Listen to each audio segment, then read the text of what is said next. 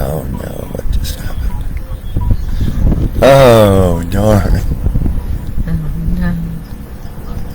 Heck, there we go. Okay. We're live. I pushed the wrong button. We'll get there someday. Yeah. So, talking about prosperity consciousness today. So the heading is, or the subject is, are you being challenged by the economy? Is your prosperity being challenged by the economy, by gas prices, by what's going on in the world? And if you read a little further into the subtext, is the question we'll answer today is your prosperity, is my prosperity, is our prosperity, is everyone's prosperity a product of the economy, or is it a product of consciousness? So that's what we want to explore today. So I'll start with just a little bit of background. Now, our practice, as you know, if we've seen any of our videos, is that money is simply a symbol of appreciation. And so we translate as much as possible the word money to appreciation. So you wouldn't say, oh, the economy's bad, so I have less appreciation now, right? I will admit we're not that affected. It's not affecting our day-to-day. We don't drive to work, so gas isn't affecting us that much. We work out of our home. And, it's like our income has not changed any. It's coming in. It's probably even increasing, I would say. It just continues to increase, it would seem, as a result of prosperity consciousness. Our investments are way, way down. So I will admit that it feels better. It's definitely easier to feel prosperity consciousness when they were up 100,000 a few months back. Maybe that was a year ago now, I don't know, than being down 100,000. But it doesn't affect our day-to-day or our flow, although it might be affecting you a little bit. So we'll get to that in a few moments. Yeah. But I'm thinking back to 2008 when we didn't have as many assets as we do now. We didn't have as much cash flow as we do now. In fact, it was probably coming out of a lot of debt at that point in time. And the housing crash, and that was much more of a recession than we're experiencing now. The recession might get worse. Don't expect it's going to affect us. And so here's the little story that happened for us during that time. So a lot of my business is traveling and speaking. Obviously, wasn't doing that during COVID.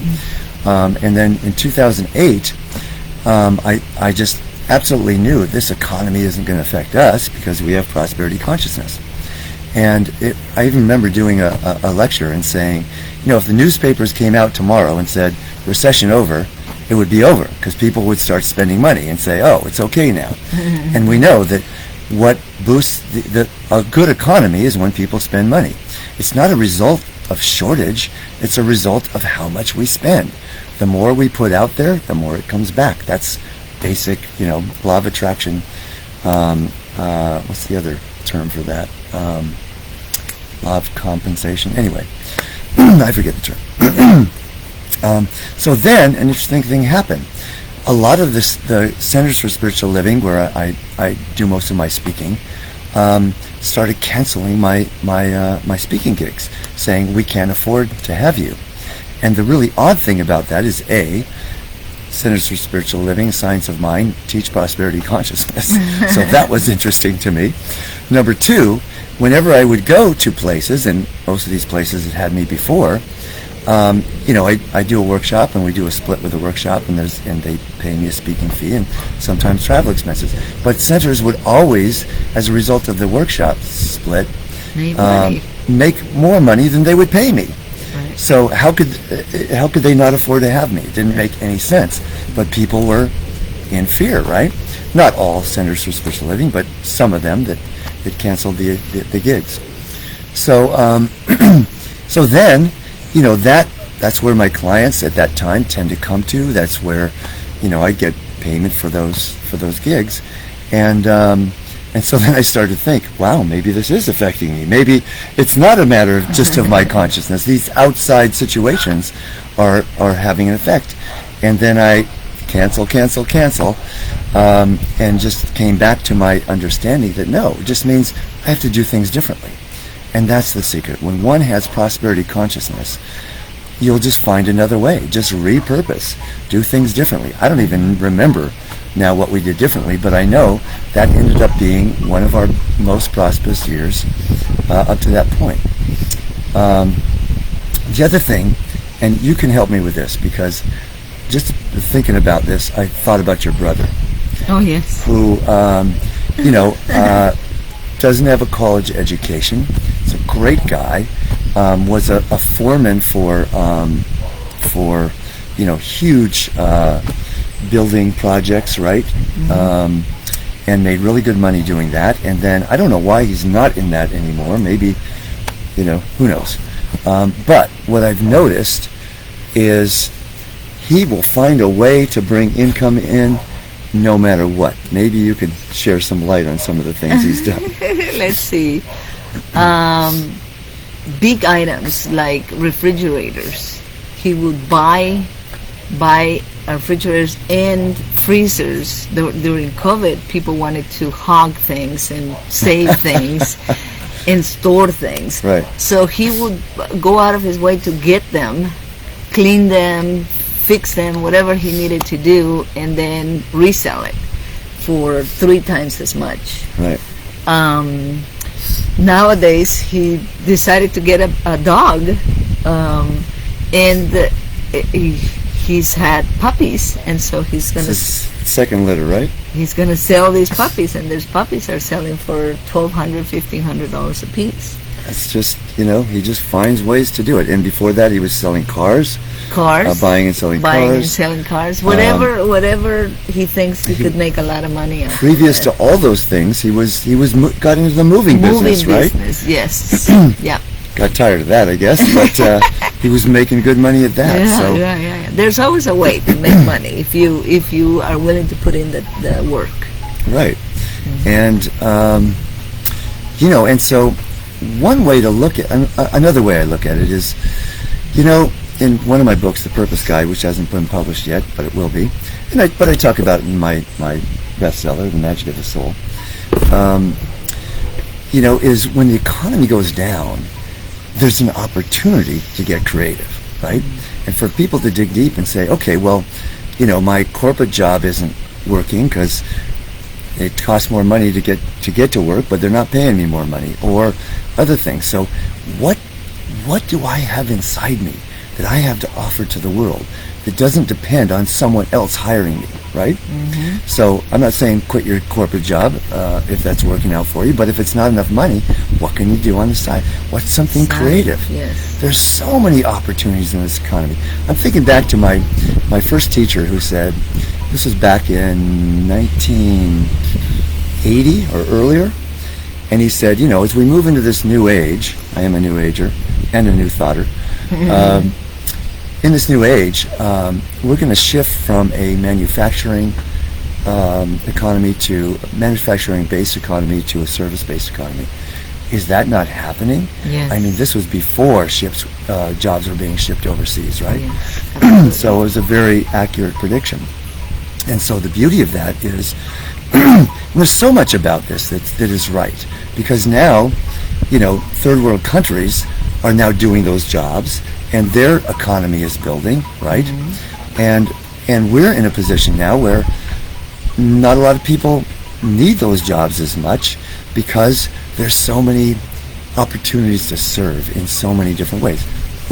People who want their own time, drive Ubers and Lyfts or delivery services, all things that weren't available before. And I guarantee you there are people creating new industries and new ways to serve that no one ever would have thought of a decade ago even. Right? And so that's the thing. So we're going to do a little process because you've been a little bit challenged. I don't know. We're going to find out how challenged around this, especially just around our investments.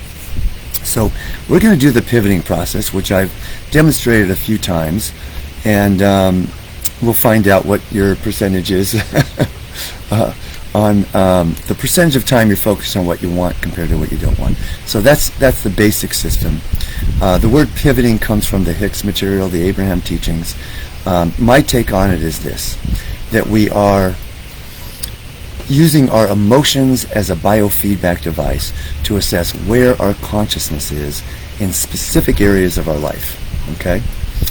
And what I added to this practice then is a measurement system. You do a daily review. You say, what percentage of the time today was I focused on what I want, feeling good, compared to what I don't want, feeling discomfort. And then that becomes the discomfort, as the Hicks say. If I'm feeling discomfort, it means I'm focused on what I don't want. That makes sense, right? So then that is the cue, the reminder to pivot when I feel discomfort from what I don't want to what I do want. I'll give you a little disclaimer about that in a few moments. But the measurement system then that's what makes it practical and real. And the simplicity of it, I'll go into that after we actually do the process. So, let's begin. Okay. So, close your eyes. Take a deep feeling breath. Well, let me ask you, because when I do this with clients, I always ask, what's the most challenging thing in your life right now? Is it prosperity or something? Because we can do more than one. Yes. Okay, good. The economy is perfect. bugging me. This Yes. is perfect. Okay, so close your eyes. Take a deep breath. Sink down into your heart, and everyone can do this with me. It could be prosperity, it could be something else. Sink down into your heart. And tell me in as few words as possible, ideally 7 words or less, ideally 1 word, then it will be a quality most often. What do you really, really want in the area of finance, let's call it? What do you really, really want? What's the most important word? I want to be peace. Peace, great word. How does it feel as you say the word peace? Great. Great. That's the secret. Now, if you didn't get something that felt good, then I'm going to ask everyone to just do it again. Take another deep breath. And you can do it again too and see if it goes even deeper. Sink even deeper into your heart. And once again, what do you really, really want? And if it didn't make it 1 word the first time, then make it 1 word this time. What do you really want? Same word for you or something different? Peace. Okay. And you can do this as many times until it becomes positive. And sometimes with people I've had to do it 2, 3 times, 4 times. Rare, but sometimes. But however it works for you is perfect. So when you get to that place of positivity, the next question is, how did it feel when you said that word? And what you just did is you pivoted from what you don't want to what you did want, and you felt better, right? That's how simple it is. So here's where the measurement comes in. Over the last 30 days, average day, when you think about finance, investments, or finance in any context, even if it's just 10 minutes a day, what percentage of that 10 minutes were you feeling peace or something that feels good like that compared to some form of discomfort like, I don't know, should I be worrying or shouldn't I? Or am I worrying? Sometimes I can't even sleep because the thoughts, I had no idea. they come into my head. I am glad we're doing this. And I'm just not able to fall back asleep. Excellent. I'm Good worried demonstration. I'm so glad. So, what will it? So what what's the percentage? Yes. Percentage that when I'm thinking Right. peace. And let me give one more thing for people out there. Sometimes and usually people give very honest answers, but I like to preface with it. If something's really challenging us, almost always when I've done this with people, even people who have been law of attraction, prosperity consciousness teachers for many decades, if something's challenging them, it's usually below 10%. And that's natural. As human beings, we tend to worry. We tend to be in problem mode. So it's okay if it's a low number. So what's your number? I think mine is about 20%. Okay. Excellent. So what will it be like when, intuitively, everyone ask yourself this question, when it's 55%? Even if nothing's changed, economy's the same, gas prices even gone up a little more, but what's changed is your consciousness, because you put in a practice of every time you feel discomfort, Shifting to the peace. Shifting to peace. What will it be like when it's 60% focused on peace? I'll be able to sleep better. There you go. What will it be like when it's 80% of the time, consistently? Be a lot happier. What will it be like when it's 95 to 100% consistently? I wouldn't give a shit. That's I wouldn't right. give a damn about what's going on in the You world. just cussed on her. Sorry. I don't think it matters. I hope we don't get banned by Facebook or something. No, I'm sure we won't. So here's what I see happening for people. You know, as the Hicks and many other metaphysical teachers describe it, when we're focused more on the positive than the negative, then I like to say we're in solution mode rather than problem mode. But we're creating a vibrational match. And by virtue of the law of attraction, once we have that vibrational match, it must come to us. But what I see practically happening for people is when people, myself, my wife, all of my clients get above 50%, we see possibilities and solutions at 60%. I guess Toby wants to say hi. Toby has great prosperity consciousness because he just gets 3 meals a day, never has to worry about where it's coming from. And in fact, this lady cooks full meals from. Sometimes I look at the food that she's making for him and I say, I want that. I will eat the dog food sometimes. But what was I saying? So when we get... I have been forgetting to track it. I know. I've noticed you haven't been tracking. Yes. So you're going to now, I'm gonna right? start. So I'm going to get to the tracking again. But what I was saying is when people get above 50%, we see possibilities, opportunities at 55% that we can't see at even 40%, let alone 10%. And the higher the percentage goes above 50%, the faster what we want tends to come to us. Every single time when somebody gets above 50%, everything changes. Internally, it changes for sure. Does it happen instantly that it changes in the world of form? Not necessarily. It depends on a lot of factors. But it will change. Guaranteed. One way or another. So let's get back to the tracking, which is the most important thing. Now, I'll give you the little disclaimer, and that is that most people, when I offer this in a workshop, in a class, in a coaching session, they won't write it down in the beginning. It'll require some reinforcement. So some of you have done this with me before, and so consider this your reinforcement.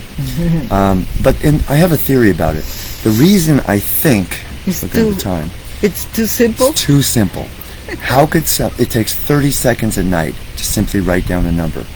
Like the category, if you send me an email, I'll send you my log sheet. I call it the consciousness raising tool. It gives you a column for whatever categories you're pivoting on, and then a box for each day of the month, and you just put a number in that box. It takes 30 seconds at night. How can something that takes 30 seconds at night change my life? We're so ingrained in our culture to believe that anything worthwhile has to take a lot of hard work, a lot of hours of time.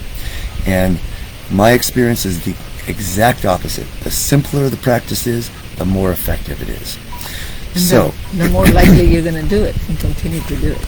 Yeah, and so I've been doing it for years now, and my numbers are almost always in the 90s. And let me tell you, life gets really fun and really easy in the 90s. Prosperity, I'll say, when our investments took a big jump, went down to, I think the lowest was 85%. Right now, and then it was in the low 90s for a long time.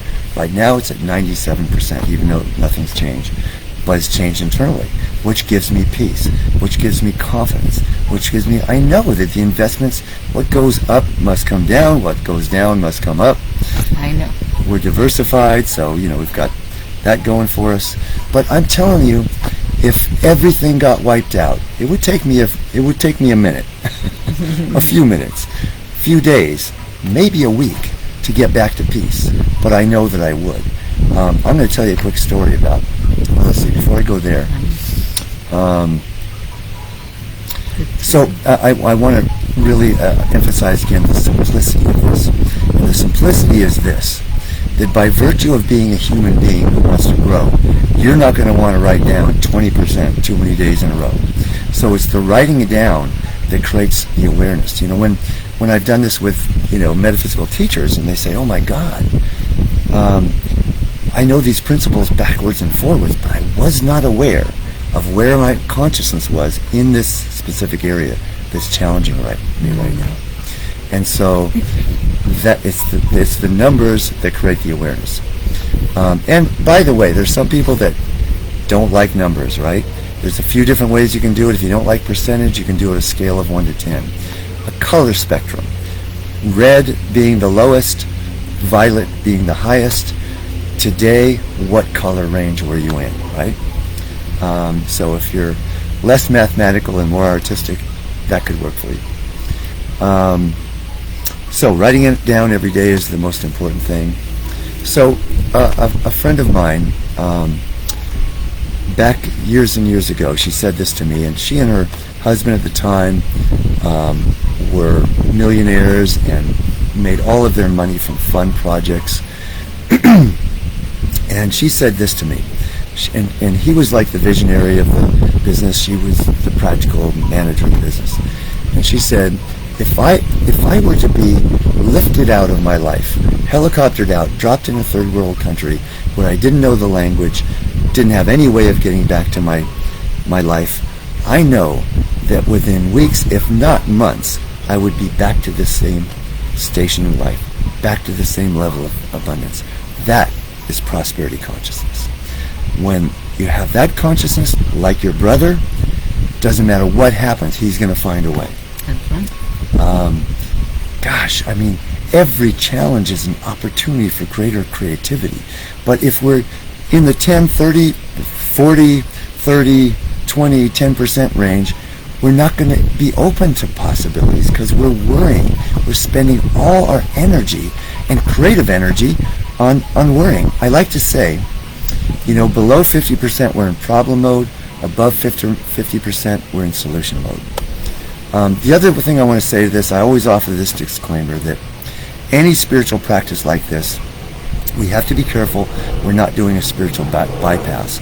And, you know, whether it be this or affirmation or affirmative prayer or visualization, if I do the visualization or the pivoting and I've got a knot in my stomach when I'm done, it means spiritual bypass is when we're repressing emotion, right? It's a call for a deeper level of healing. Mm-hmm. So whether that be do some, you know, automatic writing, journaling, scream it out, cry it out, get the emotion out. Then once you get it out, because some people are good at that part, but then they don't go to the positive. Other people might go to the positive and they're repressing the emotion. Neither one is going to be helpful.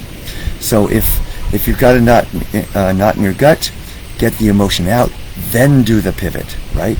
Now you've voided that energy, and the universe abhors a void, so it'll fill up with what it's used to unless you replace it with something else. So now you do the pivot, okay? What? We're done? Karina says we're done, so we're done. All right, so take that with you. All of those tools are great. To do affirmations, to do visualization, to trust. The opposite of worry is trust. Can you just take a deep breath and be in trust? Well, I gave you this when you were questioning me about investments today. I got this quote from a movie. I'm not going to tell you what movie, it takes too long. But the quote is, in India, in an Indian accent, in India, we have a saying, everything will be all right in the end. And if it's not all right, it's not yet the end. All right, my friends, have fun with it. Do the pivoting. Give us some comments on what your challenge is, what you're pivoting on, a few days from now. Check in with us, right? So we know that you're writing them down. That's the secret. And give us some likes. Share this with anyone you think will get value from it. And have a blessed rest of your week. And pivot from worry to trust. Love you all. Take care. Thank you, my beloved, for helping.